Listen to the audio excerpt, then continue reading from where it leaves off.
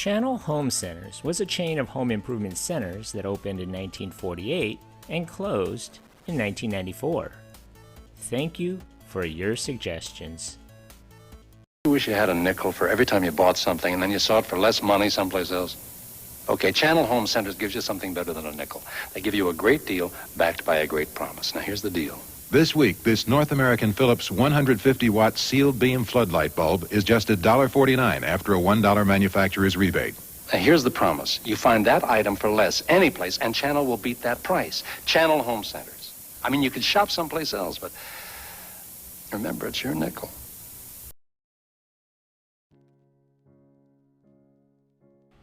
The first Channel Home Center opened in Springfield, New Jersey in 1948.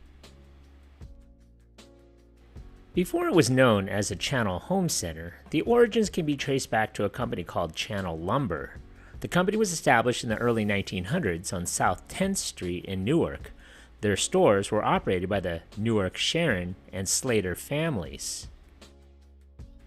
The name of the stores was based on the channel in Port Newark where paneling and lumber was offloaded from ships.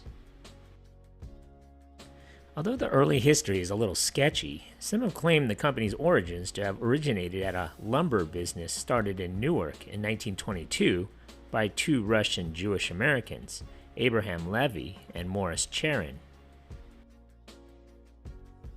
The company grew rapidly and opened its first home center on Route 22 in Springfield, New Jersey in 1948.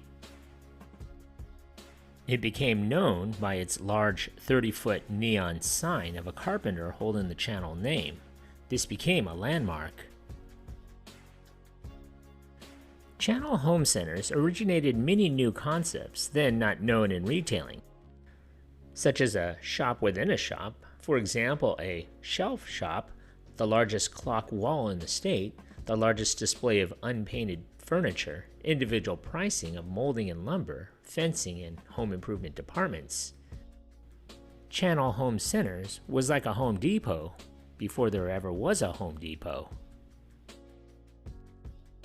Channel was known throughout the country for its Dr. Wally program, which stressed that there was always someone a phone call away to help initiate or complete a do-it-yourself project.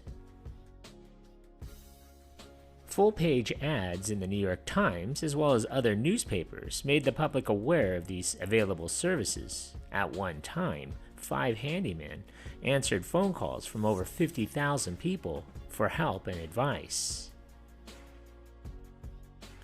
By 1963, Channel Lumber had 7 locations, all in New Jersey. Much like the Home Depots and Lowe's of today, Channel carried an average of 25,000 to 30,000 items at each of their stores. The company decided to expand and in the 1970s opened new stores along the East Coast, also one in Bermuda. By late 1975, the chain had 24 locations, 22 of which were in New Jersey. The company went public, and within a short time, around 1977, W.R. Grace Company, who was in the midst of acquiring other home center stores in the southern states, acquired Channel from the Slater family for $19 million. At the time, Channel had 33 stores. By 1979, the company had expanded to over 70 locations, moving beyond the New Jersey and Pennsylvania areas to enter New York, Connecticut, and Delaware in 1978, and Maryland and Massachusetts by 1979. By 1986, W.R. Grace decided that after all, they didn't really want to be in the home service center business. A leveraged buyout was consummated, and in all, 35 executives invested about $1,000, with the balance of $230 million was provided by GE Capital.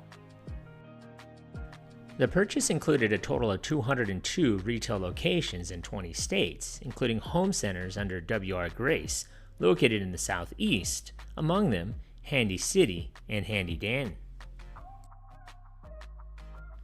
Just about this time, Home Depot was flexing its retail muscle with an aggressive plan to come east and compete not only with Channel, but also with Rickel and Pergament, all successful New Jersey ventures.